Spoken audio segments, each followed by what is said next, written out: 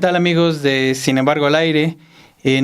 Hoy es día de 7 días, es viernes 26 de diciembre. Espero que haya pasado una muy buena Navidad con su familia, que haya festejado, que haya podido descansar. De mi parte le deseo los mejores deseos hoy y siempre. Y pues en esta ocasión lo estaré acompañando solamente yo. Nuestro compañero Álvaro Delgado tuvo ahí asuntos que atender. Aún así, igual les envía sus mejores deseos hoy y siempre. En esta primera revisión que haremos de 7 días, haremos un recorrido más que por los temas de la última semana. Haremos una primera parte, un primer recorrido por los temas que trabajamos tanto en la unidad de investigación como en la unidad de datos que se estrena sin embargo ya en la segunda parte de este año. Uno de los temas que marcó la agenda, que simbró, que sin duda volcó a todas las personas a recordar, a asomarse a una situación que persiste hoy en día, es en referencia a los desaparecidos, a las fosas clandestinas, a la situación de violencia e inseguridad. Ocurrió el 5 de marzo pasado, en Jalisco, en el rancho Izaguirre. Ese día, integrantes del colectivo Guerreros Buscadores de Jalisco recibe una alerta e ingresa a un campo, a un rancho abandonado en la Puerta Negra, donde había 2 caballos. Ahí se ven perforaciones de bala. Y lo que encuentran empieza a destapar todo un fenómeno. Encuentran ropa, prendas, y se dan cuenta que era un lugar, prácticamente un lugar donde se entrenaban a personas. Nuestra compañera Romina Gándara viaja días después allá al rancho de Izaguirre, va acompañada de nuestro compañero Crisanto Rodríguez, y ambos presencian este lugar. Que ocurre ahí es el 20 de marzo cuando ellos van a invitación de la Fiscalía. Una de las primeras cuestionamientos que se dan es precisamente que antes de que cuando llegan nuestros compañeros se percatan de que no hay resguardo de ningún tipo de evidencia y que ahí sigue ocurriendo y demás. Lo que desata esto en una primera parte es la Fiscalía descarta que hubiera hornos, porque se hablaba de que había tales. Confirman que se trataba de un campo ahí donde entrenaban a personas, y de hecho eso destapa una realidad que es el reclutamiento forzado de jóvenes que son engañados en busca de nuevas oportunidades y caen en las redes del crimen organizado. Muchos de ellos posteriormente se sabe desaparecidos desaparecidos a partir de que mueren en combate, son asesinados y demás. Esta crónica, hay que ponerla en contexto, se remonta precisamente al momento en el que van la prensa ante la incertidumbre, ante las preguntas que persistían en ese entonces más que la respuesta, en uno de los otros casos que heredó la Fiscalía de Hertz Manero. Vamos a ver esta crónica de nuestra compañera Romina Gándara y regresamos. ¿Qué tal, amigos de Sin embargo? Nos encontramos ya en el interior del rancho Izaguirre en Teuchitlán, Jalisco.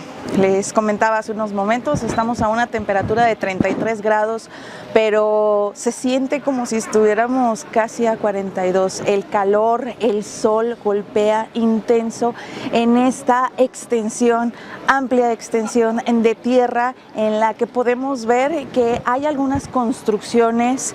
A mis espaldas está lo que parece un granero en el que las paredes, una de las paredes incluso Protección Civil nos retiró dentro de ese lugar porque está a punto de caerse en ese como granero donde ustedes pueden ver el techo de lámina. Ahí es donde se encontraron varios de las vestimentas de los zapatos y de los indicios que pudimos ver cuando se dio a conocer esta noticia de los hallazgos aquí en el rancho Izaguirre.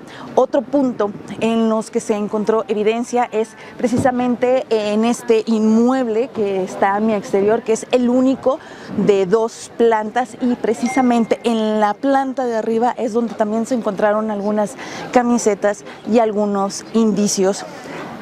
Ya al fondo de esta extensión de tierra hay cerca de 8 lo que le llaman los buscadores y buscadoras pozos, lugares en los que se ha escarbado más de 1 metro de profundidad buscando indicios. De acuerdo con lo que nos comentaba Raúl Servín, que es del colectivo Guerreros de Jalisco, quienes hicieron los hallazgos en este lugar, nos explicaba un poco de los puntos claves al inicio en esta zona. Les comentaba donde principalmente se encontraron la mayoría de los restos. Sin embargo, por lo que nos comentan, también hay otros puntos importantes que han sido catalogados como claves en este lugar, que basta decir que está tapizado de esas banderitas amarillas y rojas, donde se encontraron evidencias que evidentemente, vaya la redundancia, no están ya en estos momentos. Fueron retiradas las evidencias por parte de las autoridades. Y bueno, pues en esta otra parte, a mis espaldas, donde podemos ver que la extensión es más de 1 kilómetro de fondo, es en lo que nos mencionan, donde se han encontrado diversos puntos, y lo que nos dicen los colectivos, que incluso han encontrado restos presumiblemente humanos incinerados. Aquí a mi exterior, donde pueden ver unos montículos de tierra, hay un rectángulo con una profundidad de unos más de 50 centímetros, en los que nos indicaron que ahí es parte donde se encontraron restos humanos calcinados, de acuerdo, y no lo digo yo, lo dicen los colectivos. Raúl Servín nos explicaba. Y también, bueno, nosotros no podemos confirmar exactamente, porque son las pruebas periciales las que tienen que confirmar lo que realmente ocurría aquí, pero los testimonios señalan que este era un campo de adiestramiento.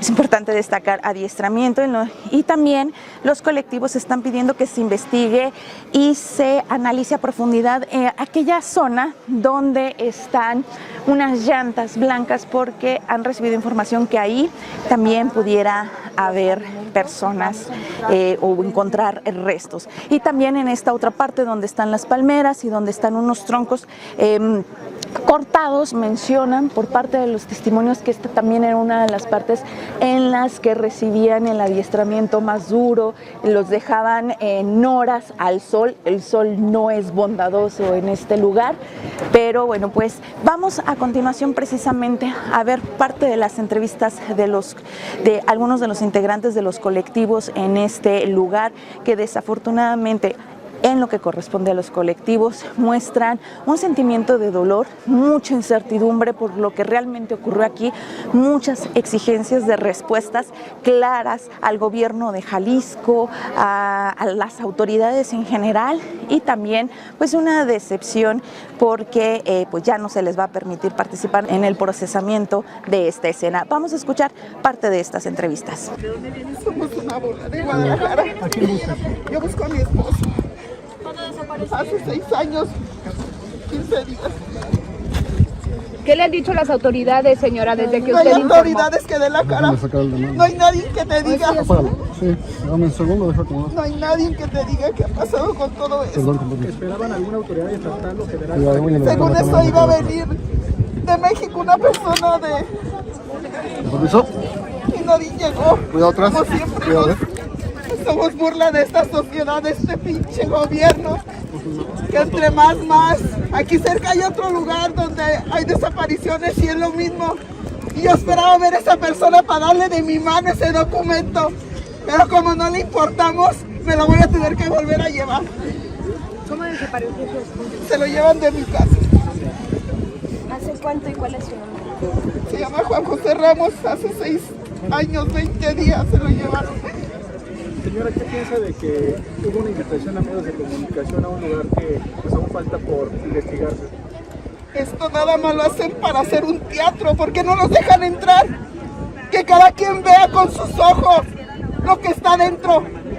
¿Por qué no los dejan entrar? Porque hay cámaras, ¿verdad? Porque sobre una cámara nadie va a mentir. Pero todo está bien manipulado. Todo lo que hay adentro está manipulado. ¿Qué fue lo que ustedes encontraron aquí cuando llegaron? Había muchos zapatos, mucha ropa, muchas mochilas. Había de todo. Y ahora no hay nada. Entre esas mochilas y zapatos puede encontrar alguna pertenencia que pareciera de su esposo. Había un ojo piteado, que eso es lo que me hizo venir aquí, pero yo no sé. Señora, ¿cuál es su sentir en este momento? Mucho coraje, mucha impotencia, mucho dolor, porque ya estamos cansados. Ya no queremos más lugares como esto, pero no nos voltea a ver el gobierno, no nos voltea a ver la sociedad, no nos voltean a ver nadie, solamente las que pasamos por esto.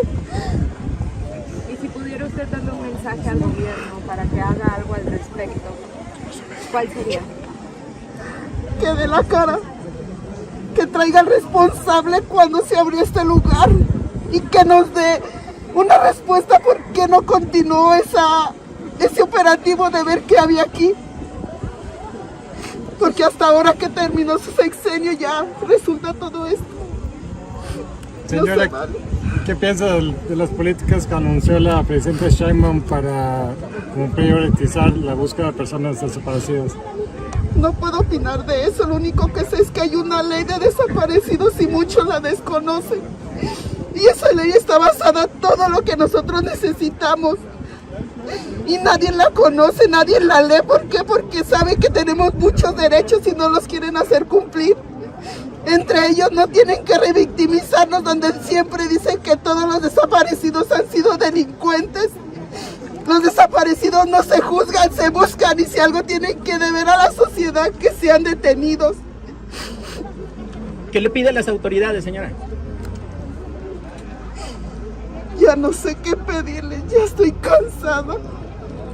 Y mi hijo se llama Kevin René de Anda Camacho. ¿Desde cuándo está usted Desapareció el aquí? 23 de julio del 2023. Se lo llevó un familiar. Se le llevó un grupo delictivo, pues, supuestamente, pues yo creo que es del crimen organizado, porque eran varias personas. ¿Él estaba buscando trabajo? ¿Cómo Acompaña a un amigo a esa plaza y lo raro que el amigo resulta el día siguiente y mi hijo ya no resulta.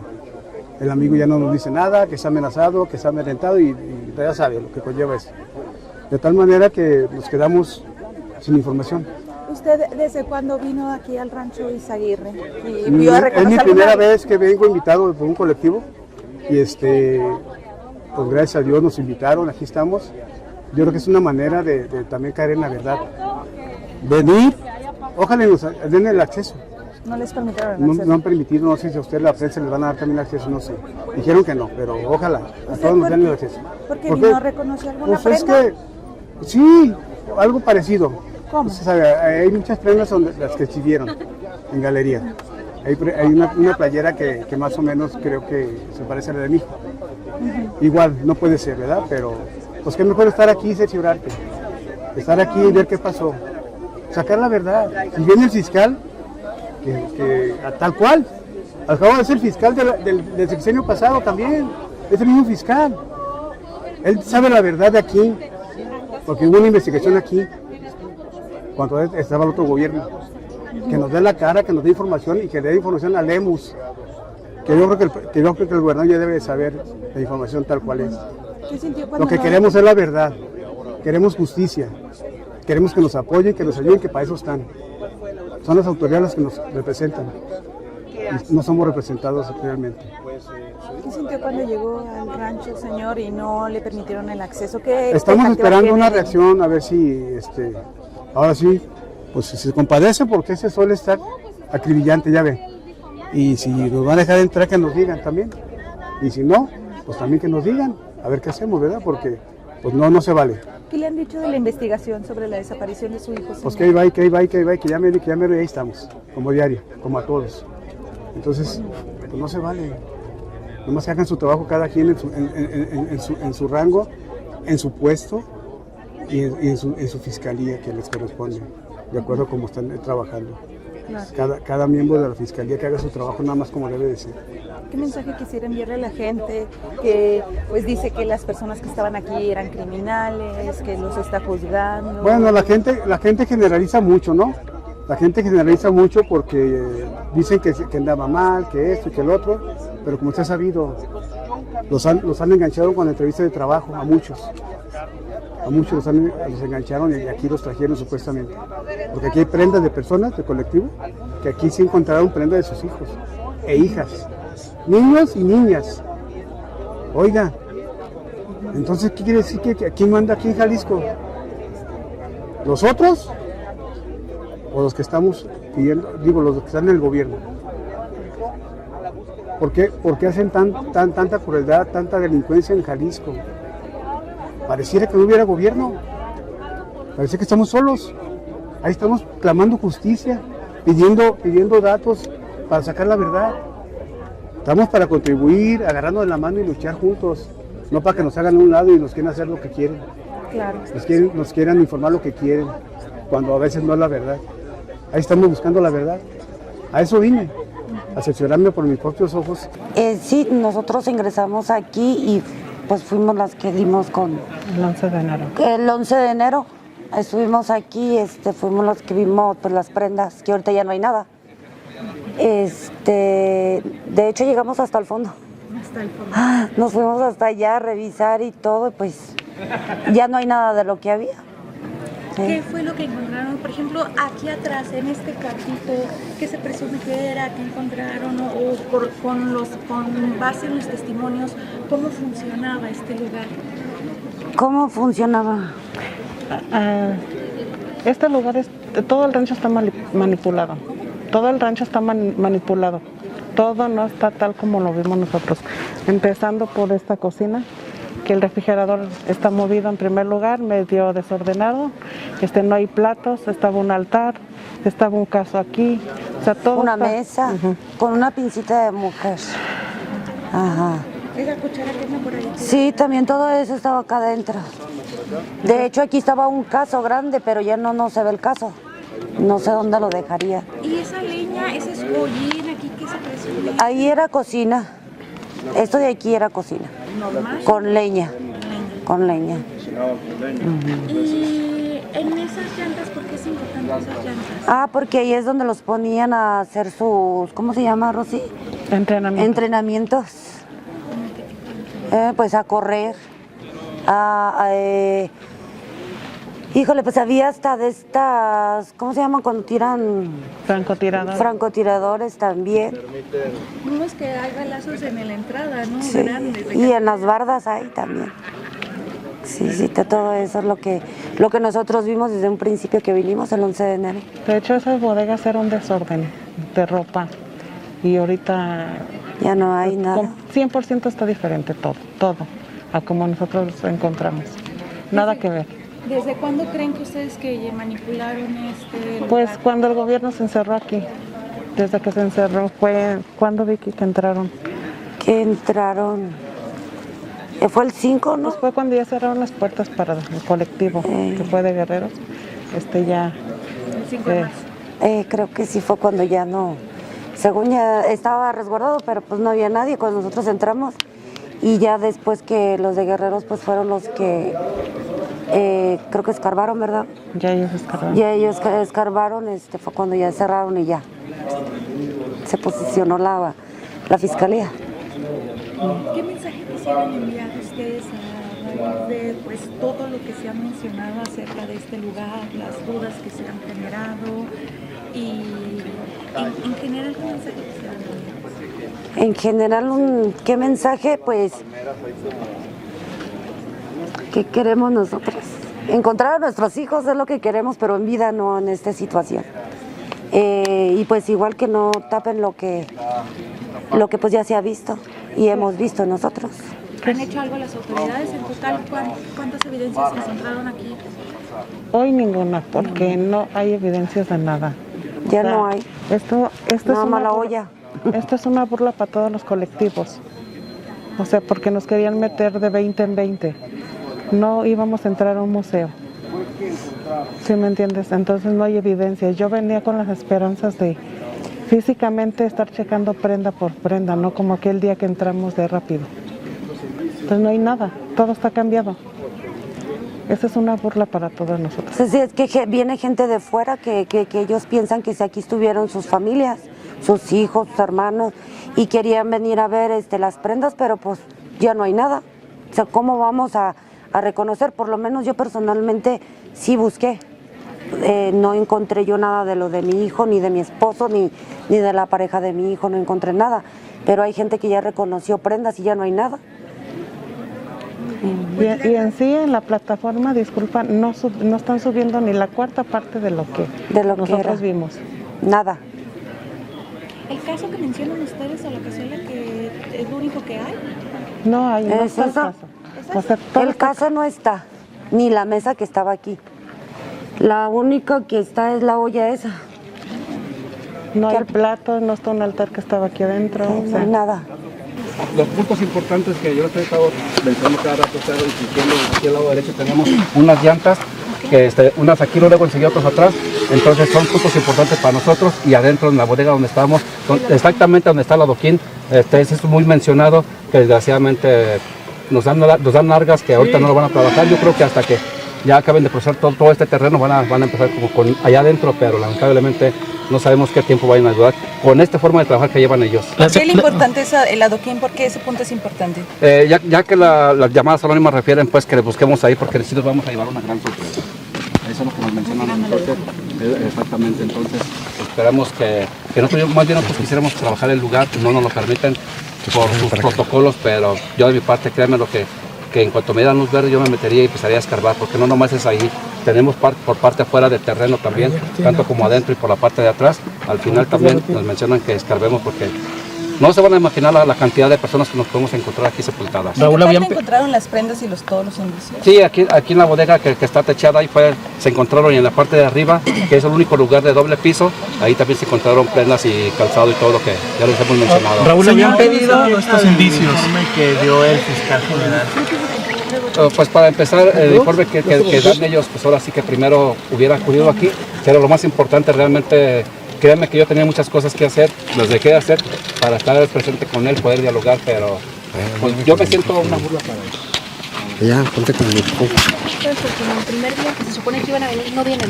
Efectivamente, es a lo que voy. No sé también qué parte nos están escondiendo desde allá, que espero que no sea así, porque yo tengo la plena confianza que sí nos ayuden, pero lamentablemente con esto que acaba de suceder ahora, que nos está demostrando que somos una burla de él, porque en la mañana lo dijeron literalmente, que no estaba todavía si iba a venir a Jalisco o no, y pues como lo ven, no vino. Oiga, don Raúl, ¿y cuál fue el primer argumento que le dieron a ustedes como colectivo el fin de semana pasado cuando les bloquearon el acceso? ¿Qué les dijeron para que no pudieran acceder? Nada más el comunicado decía bien claramente que por protocolos de ellos mismos que no podíamos llegar al rancho, ni estar afuera, ni estar a la cercanía del rancho, mucho menos adentro. Entonces nos dijeron que íbamos a esperar nuevas indicaciones, que ellos nos dirían cuándo podíamos ingresar, pero gracias a Dios nosotros venimos el día de ayer, venimos con el acompañamiento de Derechos Humanos de México, logramos estar aquí y pues como ven el día de ahora pues también volvemos a regresar, pero desgraciadamente de esta manera que no es conveniente para nosotros. ¿Es lo mismo lo de ayer ahora? No, está peor ahora, ¿Sabes si se les va a permitir el acceso los demás días? Pues esperemos que no, ahora sí que ellos se vayan a querer agarrar como vieron o saben, rompimos de sus protocolos de ellos. ¿Por qué? Porque no les dejaban ingresar allá donde se quedaron los camiones. Decidimos todos ahora sí que entrar porque teníamos ganas de entrar, porque teníamos ganas de ver. Todos los familiares de personas desaparecidas tenían la necesidad de estar en el lugar. Señor, ¿quién les ha dado los indicios? Está peor ahora porque realmente no han trabajado absolutamente nada. Ayer se pusieron a trabajar, ahora no, porque sabían que íbamos a venir todos nosotros y definitivamente tomaron la opción de no hacer nada. ¿Quién les ha dado los indicios para buscar en los lugares en los que han estado buscando? Esto fue a raíz de las llamadas anónimas a páginas de guerreros de buscadores de Jalisco. ¿Cree que estemos ante una fabricación de una verdad histórica para dar carpetazo a lo que es el rancho Izarra? Pues a lo mejor eso se pretende, pero que menos vamos a luchar para que no sea un carpetazo, porque lamentablemente digo, aquí no podemos dejar a todas las personas que están sepultadas, porque no estamos... ¿La denuncia de NH? Porque de hecho yo ahorita me iba a acercar con Derechos Humanos de México, nada más que pues ya me vine con ustedes para lo de la entrevista, pero yo ahorita voy directamente a platicarlo con él. ¿Cuáles son las zonas donde falta prospeccionar o donde ustedes quisieran que se localice, que se busque más? Yo les mencioné dónde están las llantas y dónde está el adoquín, pero sí, todo el terreno debe estar trabajado. ¿Por qué las llantas? Las llantas fue parte de las llamadas anónimas que nos mencionaron que también escarbábamos ahí porque había personas sepultadas. Señor Raúl, acabo de mencionar hace rato que ayer estaban haciendo trabajos aquí como acelerando algo porque íbamos a venir nosotros los medios de comunicación, ¿es correcto? Pues, ¿qué tiene que decir de eso? Pues sí, todo parecía que así fuera, pues también vuelvo a decir, fue una obra de teatro de ellos, ¿Por qué? Porque sabían que ahora literalmente pues iban a descansar, nomás iban a dedicar hasta aquí, pues viéndonos literalmente, porque pues como ustedes no han visto a ninguna persona escarbando o sirneando la tierra literalmente, entonces todo fue tramado desde ayer. ¿Qué les han dicho de los restos que ustedes encontraron? ¿Están en la fiscalía? ¿Están haciendo algún peritaje? O sea, aquí no hay nada. No, yo tengo entendido que ya están en ciencias forenses. Antier pude estar allá en ciencias forenses y sí me hizo la mención que ya los tienen resguardados en ciencias forenses. Amigos, nos encontramos ya en el exterior del rancho Izaguirre, van a ser las 4 de la tarde, estamos saliendo de este lugar en el que evidentemente pues no encontramos las evidencias, ya era algo que se esperaba, que las autoridades ya se iban a llevar parte de las evidencias que aquí se encontraron.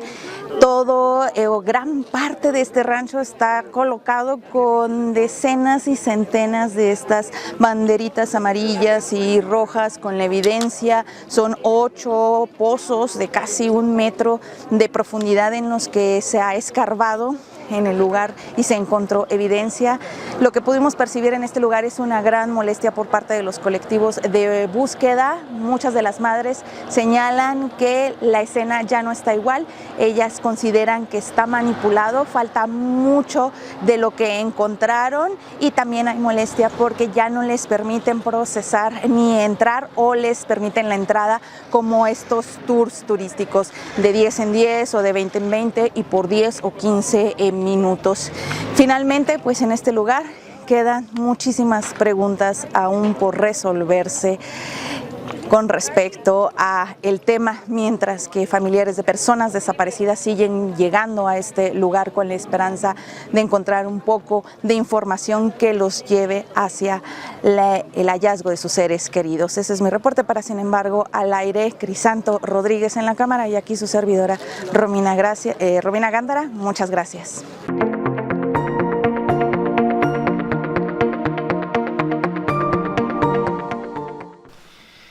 Un tema que también trabajamos aquí en exclusiva en Sin Embargo, se da en el seno de la Iglesia Católica Mexicana e involucra al Yunque, esta organización secreta de ultraderecha que nace aquí en México, que prácticamente es expuesta, descubierta y dada a conocer por el director de la Unidad de Investigaciones, Álvaro Delgado, ya hace algunos años. Precisamente Álvaro Delgado da a conocer cómo mientras en este contexto de la muerte del Papa Francisco ocurrida el 21 de abril pasado, se descubre, dan cuenta de una serie de intrigas de cómo el Yunque, sí, esta organización secreta de ultraderechas, quería apoderarse de las universidades católicas de todo el mundo.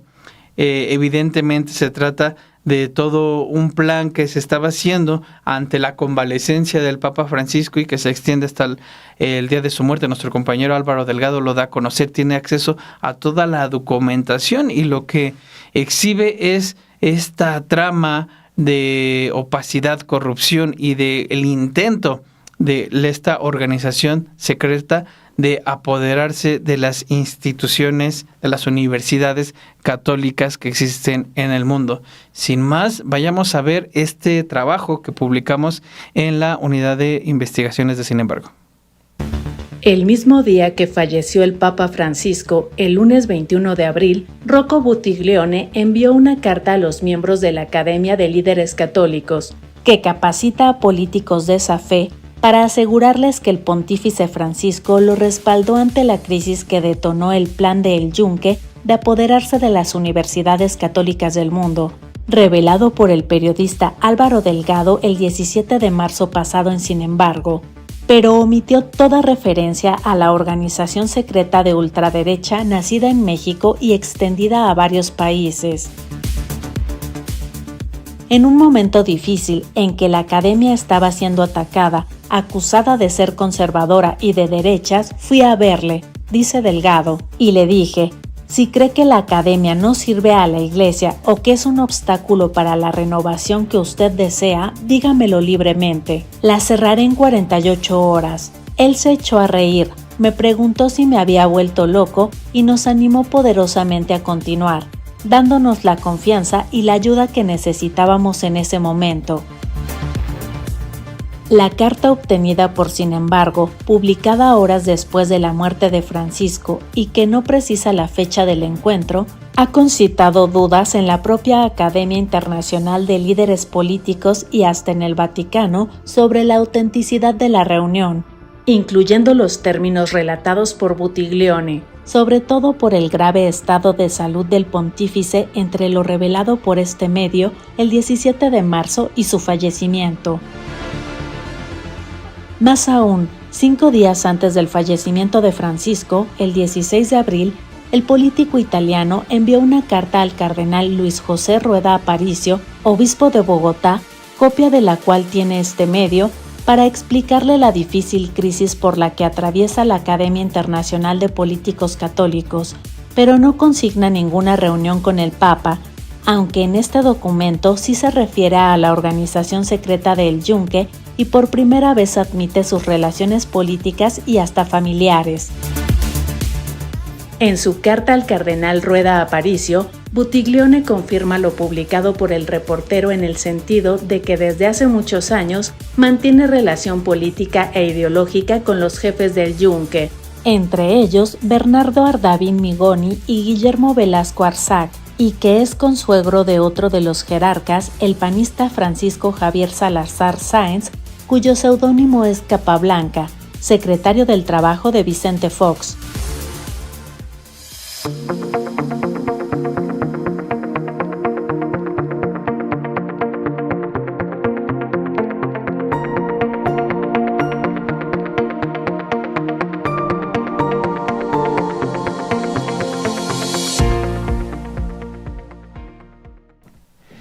El 6 de mayo pasado, el gobierno de la Ciudad de México, la jefa de gobierno Clara Brugada Molina designa al frente de la Dirección General del Sistema de Transporte Colectivo Metro a Adrián Rubalcaba, un exalcalde priista, un hombre denunciado, investigado, señalado y acusado por acosar a periodistas, por espionaje, un tipo que sin duda tiene tras de sí todo un historial negro que no cuadra con lo que uno puede esperar de un gobierno de la Cuarta Transformación. Bien, este personaje, este sujeto, empieza a adentrarse dentro del movimiento del actual gobierno a través de distintas, de operación política, operación en campo. De hecho, existe una denuncia de la cual damos a conocer días después de su ingreso al sistema de transporte colectivo Metro. Nuestra compañera Montserrat Antúnez da cuenta de cómo los propios militantes morenistas denunciaron ante la Comisión de Honestidad y Justicia del partido la llamada Operación Dragón, la base de operación que mueve a Adrián Rubalcaba, se llaman a sí mismo dragones. Bueno, se le denunció que para conseguir votos recibió alrededor de 21 millones de pesos, no se conoce el origen, de acuerdo con esta denuncia. Él prometió conseguir 209,000 votos en la alcaldía Benito Juárez, un bastión del partido Acción Nacional, en donde, curiosamente, Morena tuvo los peores resultados en la pasada elección de 2024. Es importante recordar cómo sale Adrián Rubalcaba del PRIAN, porque es en el marco de esta alianza cuando todavía existía. Él busca que se le contemple, busca contender por la candidatura a la jefatura de gobierno de la Ciudad de México, como lo hacen muchos otros prianistas. Sin embargo, se le cierra la puerta y el PAN coloca en esa posición a Santiago Taboada, quien termina perdiendo la capital del país frente a Clara Brugada Molina. Es así que Adrián Rubalcaba se suma primero con un cargo ahí en el gobierno de la presidenta Sheinbaum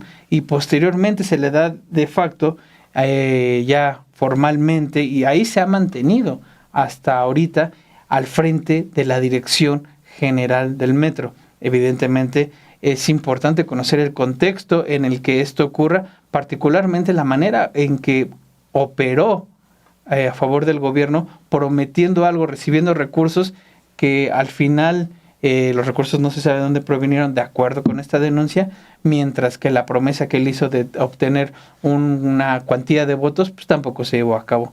Sin más, le dejo para que pueda ver este trabajo que preparó nuestra compañera Montserrat Antunes. Adrián Rubalcaba Suárez, un político que ha sido miembro del PRI y del Partido Verde antes de servir al gobierno en la capital, ofreció un caudal de votos para la coalición de Morena en las elecciones federales de 2024, por medio de una estructura piramidal financiada con más de 21 millones de pesos. El exalcalde, sin embargo, perdió la demarcación territorial que gobernó, Coajimalpa, y además no cumplió con su promesa de arrebatar al Partido Acción Nacional la alcaldía Benito Juárez. Aún así, fue recompensado con un puesto destacado dentro del histórico bastión de la izquierda, la capital mexicana. Rubalcaba ha sido señalado como agresor de periodistas, medios de comunicación y políticos. La Comisión Nacional de Seguridad, agencia que controló durante años las tareas de inteligencia del Estado mexicano, lo investigó y con ayuda de un juez federal lo grabó ordenando ataques a individuos e instituciones. Hoy, de acuerdo con la presidenta Claudia Sheinbaum, es una persona distinta. El plan electoral fallido fue coordinado con la dirigencia de Morena en la Ciudad de México, encabezada por Sebastián Ramírez Mendoza y Tomás Pliego Calva. Se llamó Operación Dragón y estuvo basado en la promoción y acarreo de votos. Su promesa fue hacer ganar a los candidatos de la izquierda en la alcaldía Benito Juárez. Resultó un fiasco. Rubalcaba, señalado como un hombre violento que se llama a sí mismo Dragón, en cambio recibió como recompensa la Dirección General del Metro en la capital mexicana, que maneja miles de millones de pesos y para el 2025 tiene asignado un presupuesto histórico. Sebastián Ramírez Mendoza, hoy subsecretario de Turismo y parte de ese operativo, fue contactado por periodistas de Sin Embargo en 2 ocasiones. Desde la primera ocasión se le preguntó cuál fue la operación electoral de Rubalcaba a la coalición encabezada por Morena en la Ciudad de México. En ese primer momento respondió y al insistirle en una segunda oportunidad prefirió no contestar. La Operación Dragón fue descrita a detalle por 9 miembros de la Comisión de Evaluación del Proceso 2024 de Morena en Benito Juárez en una denuncia que presentaron en abril ante la Comisión Nacional de Honestidad y Justicia contra Ramírez Mendoza y Pliego Calva, debido a que con este plan de Rubalcaba Suárez se perdieron los principios del partido, pero además porque los resultados obtenidos fueron los peores en la historia de esa demarcación que el PAN controla desde 1997. En el documento firmado por los morenistas Luis Gerardo Corona Gayol, Carlos Murillo Benítez, Amalia Alcázar Hernández, Guillermo Aguirre Herrera, Jerónimo de Jesús García Barrera, Araceli Patiño Aguilera, América Patiño Aguilera, Nora Benavides Sosa y Jaime Girones Victoria, y que la Comisión Nacional de Honestidad y Justicia desechó, se detalla quienes participaron en la presentación y ejecución del plan de Rubalcaba Suárez. Para presentar la Operación Dragón, se realizaron 2 reuniones, una el 14 de marzo de 2024 a las 16 horas, a puerta cerrada, en la calle de Antonio Maura, 143, Colonia Moderna, con la presencia de Tomás Pliego, Leticia Varela, Camila Martínez, Pablo Hernández, René Vivanco y toda la estructura de Morena en Benito Juárez. En ese entonces, Pliego Calva se desempeñaba como delegado de Morena en funciones de presidente. Hoy es secretario de Atención Ciudadana en la Ciudad de México. Leticia Varela fue la candidata de la coalición Morena, Verde y PT a la alcaldesa de Benito Juárez. Camila Martínez fue candidata a diputada local, actualmente secretaria de Comunicación de Morena a nivel federal. El expriista René Vivanco era candidato a diputado federal con el Partido Verde y Pablo Hernández era candidato a diputado local por el Distrito 17. Nora Benavides, militante de Morena y coordinadora operativa territorial, asistió a esta reunión en la que les quitaron los celulares para que Carlos Zarza, exfuncionario de la alcaldía Coajimalpa, les explicara cómo sería la estructura que seguirían para conseguir votos. Así lo detalló. En la primera nada más fuimos nosotros los que formamos la estructura de Morena, Benito Juárez. Fueron, pues ahí nos convocó, digamos que era nuestra distrital, nuestro enlace distrital, que era Adriana Correa, y ella nos convocó ahí, y fue una reunión en Antonio Maura donde nos recogieron los celulares y nos explicaron el programa. Y en esa fecha nos explicaron cómo iba a ser la estructura. No nos hablaron de gratificaciones ni nada de eso, sino que nosotros teníamos que conseguir esos simpatizantes y esos a su vez otros simpatizantes. ¿Cuál fue la reacción al tú comentar tanto a Tomás Pliego, que entiendo estuvo en esa primera reunión, a la candidata Leticia Varela, Camila Martínez, Pablo Hernández, René Vivanco, ellos que les comentaban, ¿no? Se les hizo muy fácil, de hecho, el único que me respondió fue Carlos Zarza, y me dijo, no, pero es que vas a ver cómo en adelante se puede, o sea, me doró la píldora, la verdad. Y los demás no participaron. Otra reunión se realizó en la calle Libertad 80, Colonia Niños Héroes, en la demarcación Benito Juárez, en la Ciudad de México, con la presencia de Adrián Rubalcaba, Carlos Zarza, Leticia Varela, Camila Martínez, Pablo Hernández, René Vivanco, Sofía Vélez Reynoso y Alfonso Flores Durón y Enciso, y en la que también estuvo presente el señor Roberto Torrens, miembro de la Comisión de Evaluación. Luis Gerardo recuerda que en ese encuentro también resguardaron desde el inicio sus celulares. Así lo platicó. Yo estuve en Libertad 80, exprofeso por una invitación de compañeros militantes del partido. En la entrada de Libertad 80, un local, un salón, nos quitaron los celulares, nos registramos y pasamos ahí al salón, donde nos hablaron la mayoría de los concejales, candidatos a concejales, de los suplentes, los candidatos a diputados locales, sus staff, el René Vivanco, que era el candidato a diputado federal, Leticia Varela, que era candidata a la alcaldía, y posteriormente había un staff de personas que yo no conocía. Después me enteré que se llamaba Carlos Zarza, un señor que nos estuvo explicando inicialmente, luego otra dama que venían de parte del señor Adrián Rubalcaba, y ya al final llegó Adrián Rubalcaba y nos explicó de manera muy esquemática, muy cordial, de qué se trataba esto, ¿no? ¿Qué les explicó? Nos dijo que era pues una pirámide, una red de personas que nosotros íbamos a ser los jaguares, que era lo más alto de la pirámide, y después iba permeando hacia abajo, ¿no? Entonces me salí de la reunión, recogí mi celular, pero algo que, perdón, me adelanté, fue que iba a haber una rifa de un vehículo al jaguar que ganara en su seccional, que tuviera el 100% o el que más tuviera de votación en su sección, es el que iba a ganar un auto. Que el señor Rubalcaba le dijo a Leti, que estaba al lado mío, Leti Varela, sí, pues ahí Leti dirá qué carro va a dar, y Leti no contestó nada, yo ya me despedí, te digo, pasé por mi celular y me retiré. Ya no supe más, ya no quise participar más en esto de Operación Dragón, pero bueno, al final de cuentas, en Benito Juárez fue un fracaso. Los jaguares eran las personas que nosotros conseguíamos de cada sección. Eran 10 personas que nos pedían, y estas personas estaban enlistadas, teníamos que poner una lista con sus nombres, su dirección, su teléfono, su INE y su fotografía. Esos eran los jaguares. A nosotros nos llamaban guerreros águila, ¿o qué era? Águila. Águila, sí. Coordinadores operativos territoriales o guerreros águila. Guerreros águila. Y sí. En esta reunión a la que tú recuerdas, Luis, desde esa reunión se habló ya del nombre Operación Dragón, ¿así se las mencionaron o fue con el paso de...? No, con el paso del tiempo nos dimos cuenta, porque los operativos que hacía Adrián Rubalcaba en sus vestimentas, venía Operación Dragón, unas camisas blancas con letras así de manera vertical, donde decía Operación Dragón.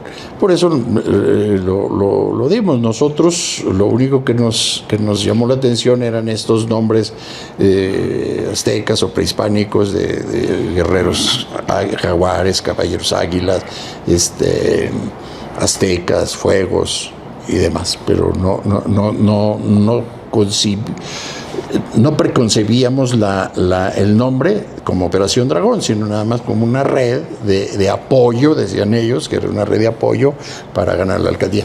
Presumió Adrián Rubalcaba que la primera vez que implementó este operativo en Coajimalpa, él tenía el 4% de intención de voto en Coajimalpa y ganó con este proyecto, con esta red. Eso fue lo que nos dijo ese día que estuve yo. Entonces, pues dije, pues es algo muy exitoso, pero al final de cuentas es una compra de votos. O sea, yo le doy a alguien un dinero para que consiga más votantes.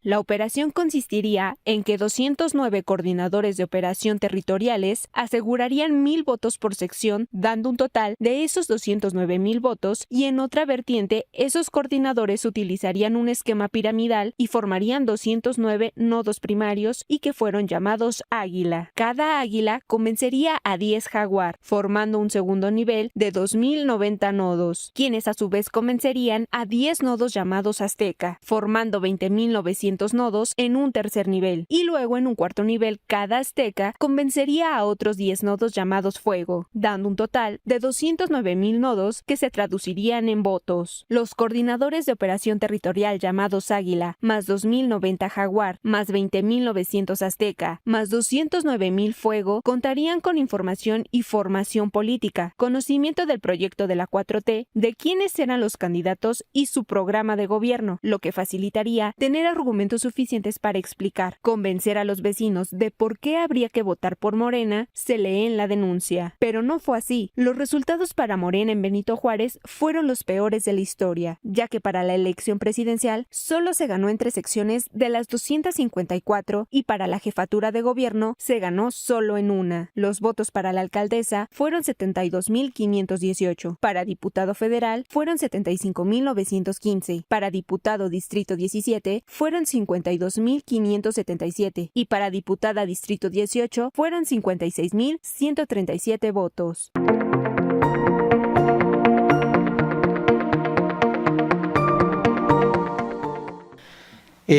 Antes de que se diera esta aprobación, de que entrara en su recta final la discusión a la reforma a la Ley de Aguas Nacionales, sin embargo le dimos un puntual seguimiento al acaparamiento de este recurso, a los depredadores, a los caciques del agua que existen en las diversas entidades. Son bastantes las publicaciones que llevamos a lo largo de este año, la mayoría de ellas de nuestra compañera Dulce Olvera, y elegimos esta porque representa el cacicazgo proveniente de un clan político en una entidad que actualmente es gobernada por Morena, y sobre todo un personaje que siempre ha sido cuestionado por esta manera en la que un día está bien con Morena y en el otro se acerca hacia la oposición. Hablo de Ricardo Monreal, del clan de los Monreal.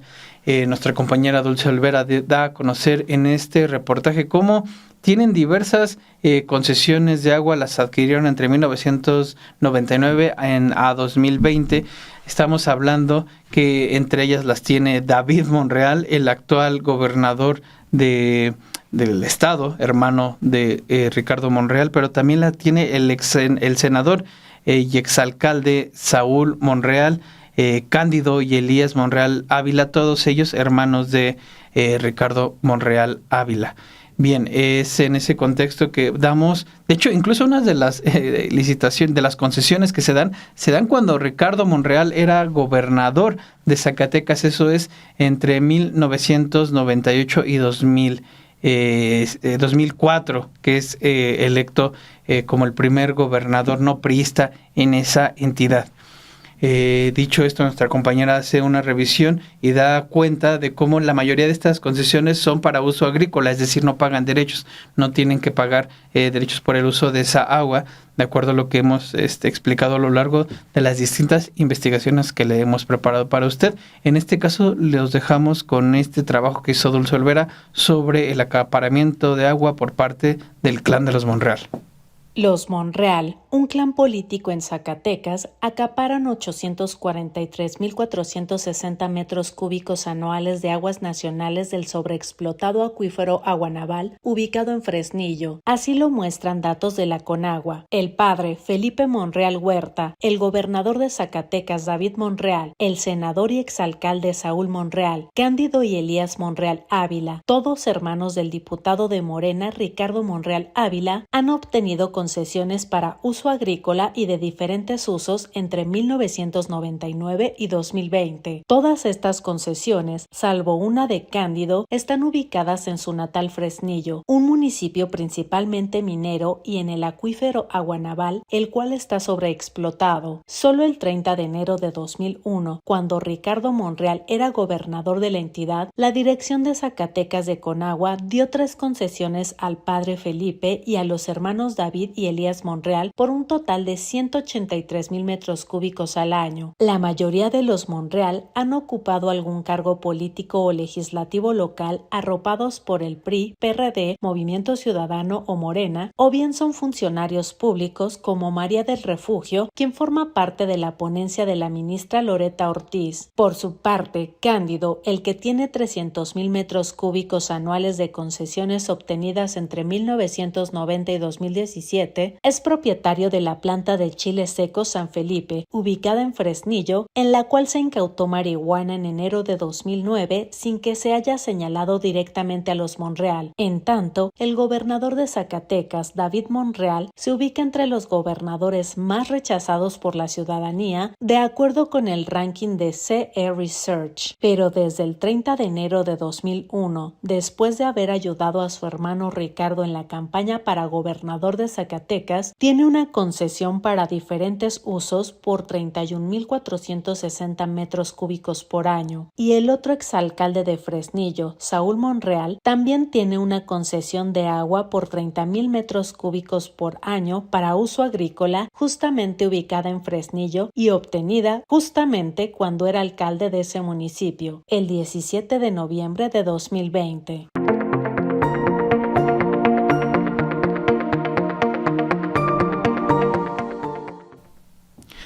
Hubo un tribunal que no fue tocado por la reforma al Poder Judicial, un tribunal que ha pasado por alto para muchos, del cual poco se ha hablado, no aquí sin embargo, aquí le hemos dado una amplia cobertura sobre el tema. Hablo sobre el Tribunal Federal de Justicia Administrativa, un órgano que depende directamente del Poder Ejecutivo Federal.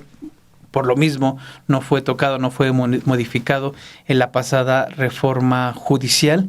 Este tribunal decide dentro de sus funciones, que incluso cómo se resuelven importantes créditos fiscales. Recibe prácticamente una enorme cantidad de recursos que implican una enorme cantidad de dinero.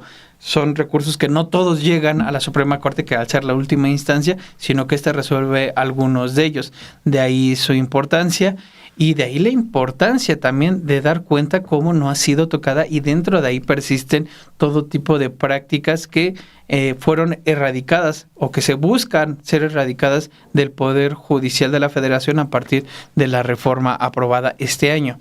Dentro de este Tribunal Federal de Justicia Administrativa, además de abusos laborales, acoso sexual, despidos injustificados y demás, lo que expusimos a lo largo de este año es cómo dentro, en su interior, tiene una serie de personajes que están ligados a el panismo, al priismo, particularmente a Vicente Fox, a Felipe Calderón y a Enrique Peña Nieto. Por ejemplo, la magistrada Magda Zulema Morrín Gutiérrez ella es muy cercana, fue una funcionaria del gobierno de Manlio Fabio Beltrones en Sonora entre 1994 y 1997. Fue después la jefa de la Oficina de Información Pública del Senado cuando esta era coordinada por el PRI, y en 2009 fue diputada local de ese estado solo un año porque fue nombrada magistrada de la segunda sala regional y ya posteriormente asciende a la sala superior propuesta por Felipe Calderón. Como ya tenemos varios casos, como el de Víctor Orduña Muñoz, que es un militante panista desde el 76, asesor político de Diego Fernández de Ceballos, y como también lo fue de Santiago Krill, y posteriormente de José González Morfín. Este personaje también integra la actual Tribunal Federal de Justicia Administrativa, al igual como otros como Rafael Estrada Sámano, un panista desde los 60, subsecretario de Trabajo con Vicente Fox, pero también hay personajes ligados en efecto a Enrique Peña Nieto, como es Carlos Chaurán Arzate, militante del PRI desde los 70, que presidió el Congreso de Guanajuato cuando Carlos Salinas de Gortari pactó con el PAN, sí, pactó, no hubo elecciones ni nada más, se lo entregó sin más a Carlos Medina Plasencia en lo que se conoce como la Concertación de 1991. No les sigo contando más, cada uno de estos personajes es diseccionado, al igual como los que son propuestos entonces por el expresidente Andrés Manuel López Obrador. Todos ellos son expuestos, diseccionados, dados a conocer por nuestro compañero Álvaro Delgado en este trabajo que le pasamos a continuación. El Tribunal Federal de Justicia Administrativa, el opaco organismo que evadió la reforma judicial porque pertenece al Poder Ejecutivo y que resuelve multimillonarios juicios fiscales, sigue bajo el control de los grupos políticos de Felipe Calderón, Enrique Peña Nieto, Diego Fernández de Ceballos, Manlio Fabio Beltrones y Emilio Gamboa Patrón. De los 11 magistrados actuales de la Sala Superior del Tribunal Federal de Justicia Administrativa, que debería tener 16, 5 fueron nombrados por Calderón, 3 por Peña Nieto, una mayoría de 8 políticos que inclusive han militado en los partidos Acción Nacional y Revolucionario Institucional, y otros 3 por Andrés Manuel López Obrador, que dejó pendientes de nombrar a otros 5. Los 5 que Calderón impulsó con el apoyo de Beltrones son los siguientes: Magda Zulema Mosri Gutiérrez, fue funcionaria del gobierno de Beltrones en Sonora de 1994 a 1997. Luego fue jefa de la Oficina de Información Pública del Senado cuando este era coordinador del PRI, y en 2009 fue diputada local. Víctor Orduña Muñoz, militante del PAN desde 1976, fue asesor político de Diego Fernández de Ceballos cuando fue senador del 2000 al 2006, y luego lo fue de Santiago Krill en 2006, de Gustavo Madero en 2008 y posteriormente de José González Morfín en 2011. Rafael Estrada Sámano, panista desde los 60, fue subsecretario del Trabajo con Vicente Fox y en el gobierno de Calderón. Su amigo desde la juventud en Michoacán lo hizo titular del órgano interno de control de la Policía Federal de Genaro García Luna. Rafael Ansúrez Uribe fue procurador de servicios de la Profeco con Calderón, quien lo impulsó en 2009 como magistrado regional y luego de la Sala Superior. Carlos Mena Adame fue el último magistrado de la Sala Regional propuesto por Calderón en 2012, quien lo impulsó en 2009 como magistrado regional.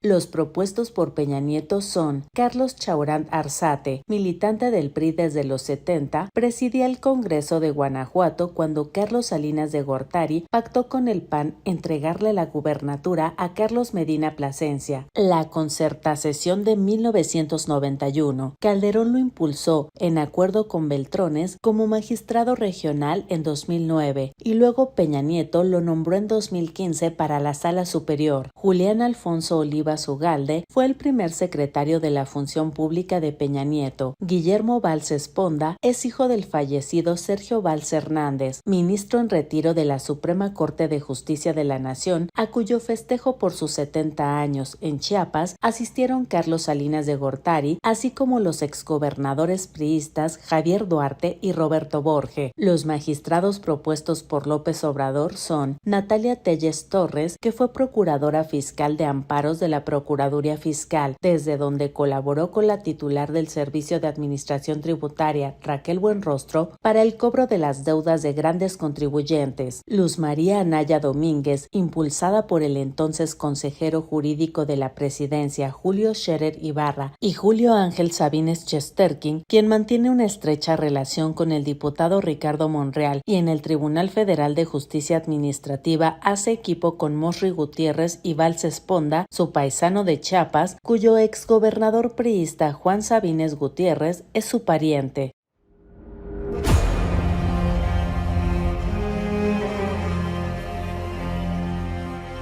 Imagina que eres Ana y que José es el amor de tu vida.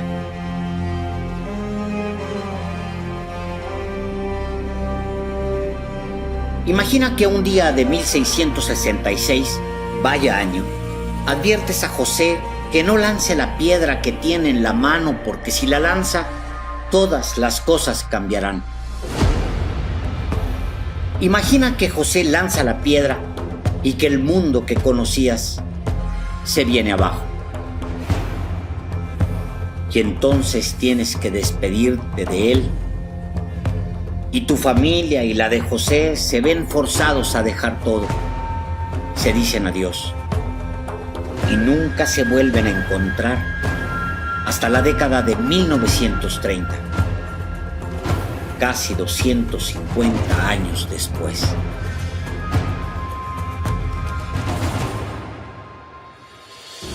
Yo soy Alejandro Páez Varela y me siento orgulloso de regresar al género de novela con Los Vendedores de Almas, un relato sobre el amor, sobre las migraciones, sobre las almas que no mueren y la meticulosa gestación del mal.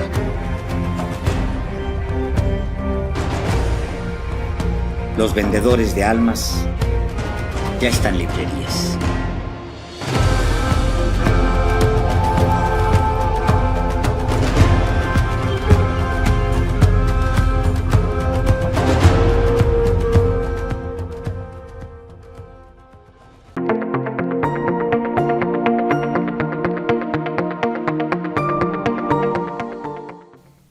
Nunca sospeché. Fueron las palabras que dijo el hoy senador Adán Augusto López Hernández en relación a los vínculos criminales de su secretario de Seguridad cuando gobernaba Tabasco, Hernán Bermúdez Requena, hoy detenido, enfrentando un proceso por vínculos con la delincuencia organizada. Él es acusado de ser el jefe de la Barredora, esta agrupación criminal que operó desde bastante tiempo en Tabasco, responsable de distintos delitos. Él es detenido en Paraguay, Hernán Bermúdez Requena.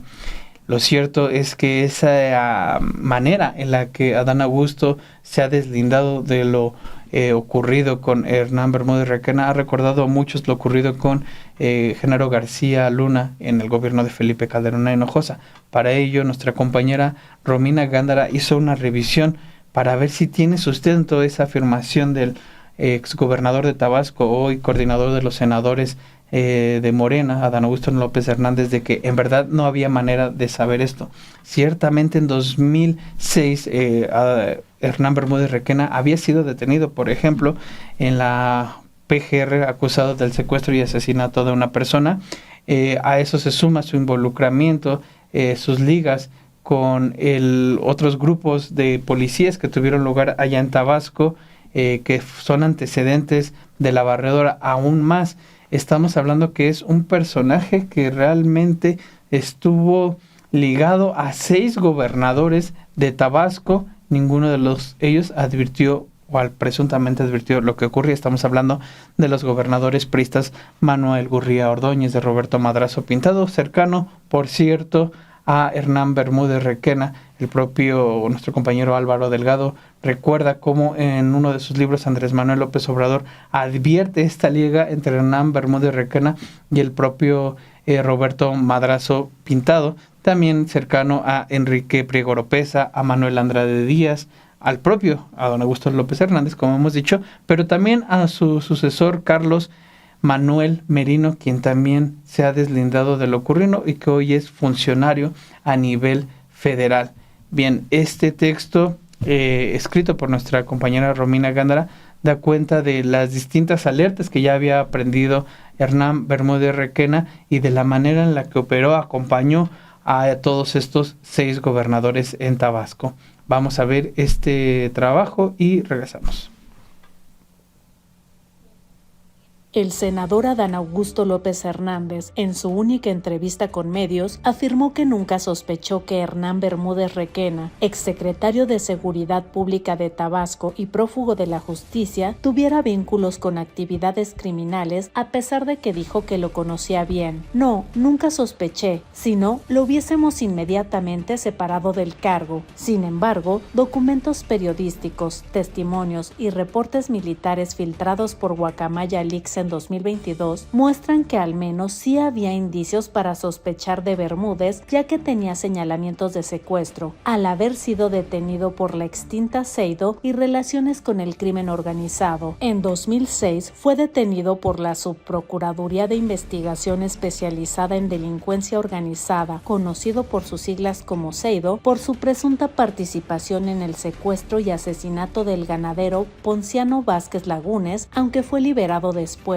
Fue en el año 2019 cuando Adán Augusto nombró a Hernán Bermúdez secretario de Seguridad y Protección Ciudadana de Tabasco, cargo que mantuvo incluso cuando López Hernández fue designado secretario de Gobernación. El 5 de enero de 2024, Bermúdez presentó su renuncia en medio de una crisis de violencia en Tabasco, estado donde la tasa de homicidios aumentó 252.56% ese año, con un incremento también en secuestros, feminicidios y extorsiones. Con la revelación de los Guacamaya Leaks, se filtró un informe del Centro Nacional de Inteligencia que vinculaba a Bermúdez y al comisionado José del Carmen Castillo con la Barredora, célula ligada al cártel Jalisco Nueva Generación que operaba con su aval en municipios como Huimanguillo y Cárdenas. Bermúdez era conocido en esa red como Comandante H y designaba mandos policiales vinculados a actividades ilícitas. Pero no solo eso, presuntamente antes de asumir como gobernador, a Adán Augusto se le habría advertido o que Bermúdez aparecía como persona de interés en bases de inteligencia federal, pero la alerta fue ignorada, de acuerdo con un reportaje o nota publicada por Excelsior. El secretario de Defensa Nacional, Ricardo Trevilla Trejo,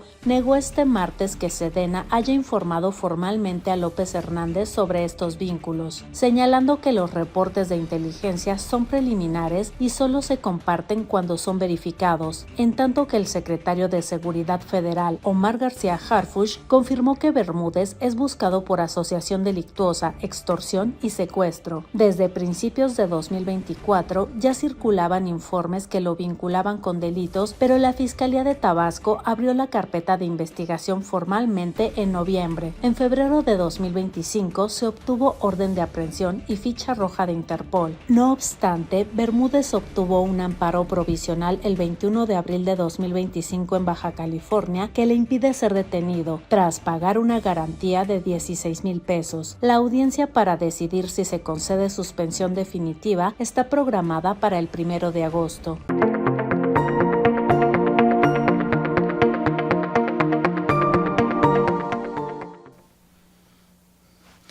Siempre se cuestiona el hecho de que se hable sobre los orígenes de la violencia, que se remonte hacia el pasado, hacia esa mirada, para tratar de buscar una explicación de por qué esa situación de violencia, los capos de la droga que generan toda esta desolación alrededor del país, siempre se mira hacia atrás. Bueno, es que es importante dar cuenta del origen, del apogeo de estos grupos criminales, porque no nacieron bajo una piedra. Fue un proceso que duró a lo largo de años y en el cual estuvieron involucradas, sí, por una parte las autoridades, las distintas autoridades del gobierno mexicano, pero también, y sobre esto poco se habla, o poco se quiere hablar, más bien, el gobierno de Estados Unidos, particularmente agencias como la propia DEA y como la CIA.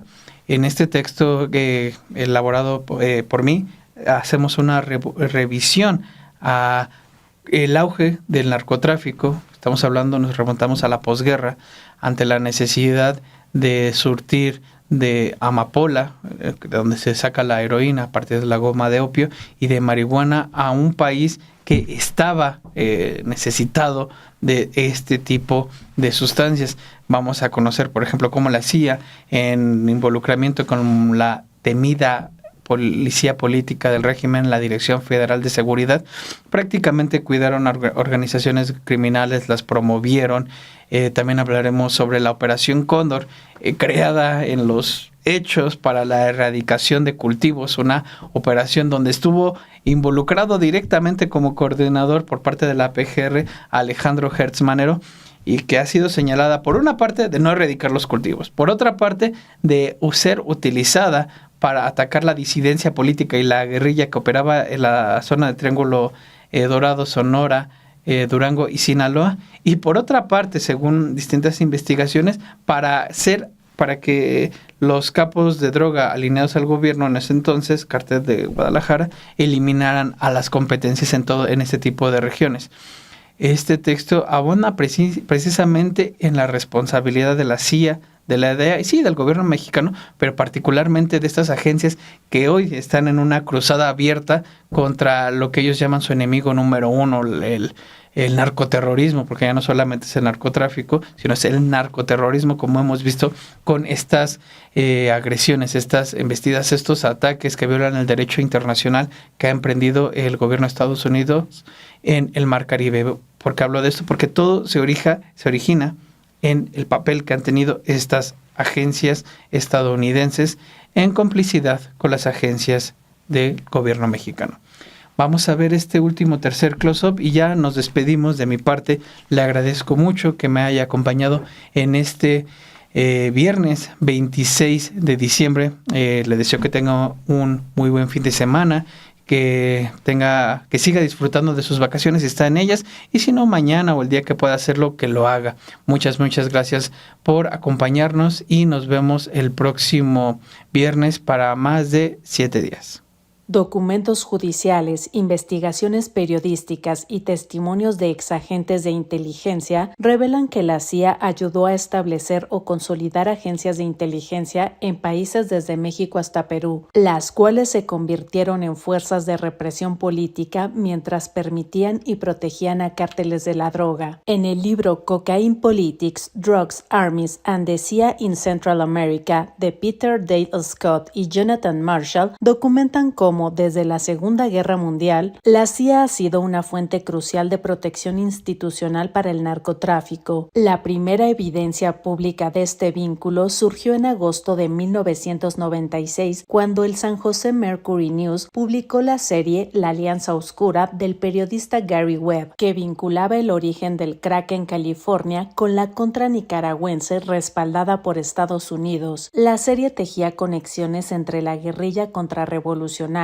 bandas de narcotraficantes y la CIA, revelando que investigaciones de la DEA fueron abandonadas sin explicación. Webb se suicidó en 2004 tras la intensa presión posterior a sus revelaciones. En México, la Operación Cóndor oficialmente buscaba erradicar cultivos mediante herbicidas en el Triángulo Dorado de Sinaloa, Durango y Chihuahua. Sin embargo, Scott y Marshall documentaron cómo narcotraficantes en colusión con agencias de seguridad aprovecharon el operativo para eliminar competencia, lo que llevó a los principales capos de Sinaloa a trasladarse a Guadalajara y reforzar su control. La Dirección Federal de Seguridad, conocida también como DFS, bajo Miguel Nazar Haro, implementó un sistema de protección para los jefes del Cártel de Guadalajara. Un investigador estadounidense se quejó en 1985 que cada vez que arrestaban a alguien portaba credenciales de la DFS. Agentes de la DFS escoltaban convoyes de marihuana, usaban radios policiales para evadir vigilancia y transportaban contrabando a través del Río Grande. Ernesto Fonseca empleaba agentes como choferes y guardaespaldas. El asesinato del agente de la DEA, Kiki Camarena, en 1985 reveló estas conexiones. Camarena había infiltrado el cártel de Guadalajara y había facilitado la destrucción de una plantación de marihuana valuada en millones millones. Fue secuestrado junto con el piloto Alfredo Zavala el 7 de febrero de 1985 en Jalisco. Sus cuerpos torturados aparecieron un mes después en Michoacán. 3 exagentes estadounidenses revelaron en 2013 que Camarena habría sido asesinado por un agente de la CIA, no por Rafael Caro Quintero. Según su testimonio, la DEA descubrió que Estados Unidos colaboraba con el narco mexicano a través del cubano Félix Ismael El Gato Rodríguez, quien introdujo al hondureño Juan Mata, enlace entre narcos colombianos y el cártel de Guadalajara, como operador de la CIA. Mata traficaba cocaína y marihuana con protección de autoridades en ambos lados de la frontera. Los fondos de estas operaciones ilegales financiaban a la contra nicaragüense, lo que Camarena habría descubierto antes de su tortura y asesinato. Scott y Marshall señalan que la DFS no solo protegía traficantes, sino que los unió en un cártel, centralizó sus operaciones, eliminó competidores y a través de sus conexiones con la CIA les brindó protección internacional necesaria para asegurar su éxito. Un exconsultor reveló la operación La Pipa, donde la DFS usaba camiones cisterna para transportar marihuana a Phoenix y Los Ángeles, pagando sobornos de $50,000 por carga en la frontera. La relación comenzó a mediados de 1970, cuando comandantes de la DFS convencieron a familias de narcotraficantes a unirse en contracampañas antinarcóticos. La DFS ayudó a reubicarlos en Guadalajara, les asignó guardaespaldas y persiguió a pequeños traficantes para reducir competencia. A cambio, el cártel entregaba el 25% de sus ganancias a la DFS, que también supervisaba plantaciones como la de Chihuahua, valuada en $5,000 millones.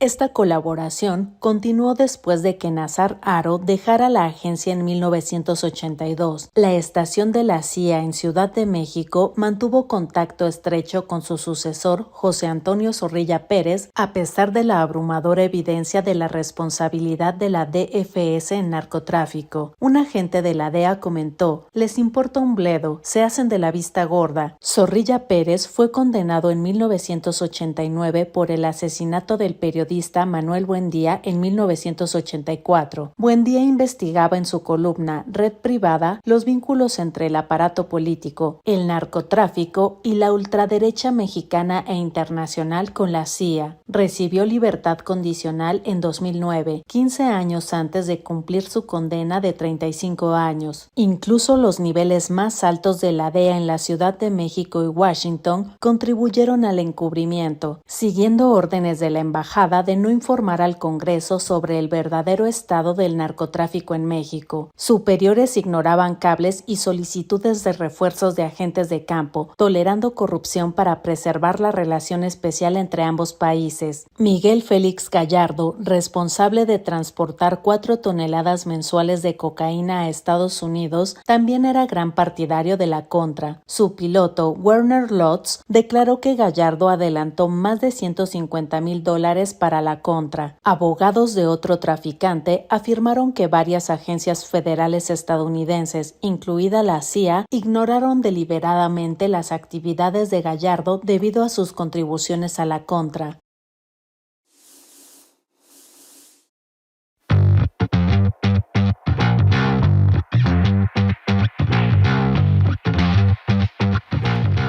Siete días, el programa semanal de Sin embargo al aire, ahora en vivo y en nuevo horario. Ahora nos encontraremos con usted todos los viernes a las 11 de la mañana, después de Café y Noticias. Como todos los viernes, le presentaremos el trabajo del equipo de investigación de Sin embargo, con reportajes, entrevistas, crónicas, hallazgos. Recuerde, viernes a las 11 horas con Obed Rosas y Álvaro Delgado, por Sin embargo, al aire.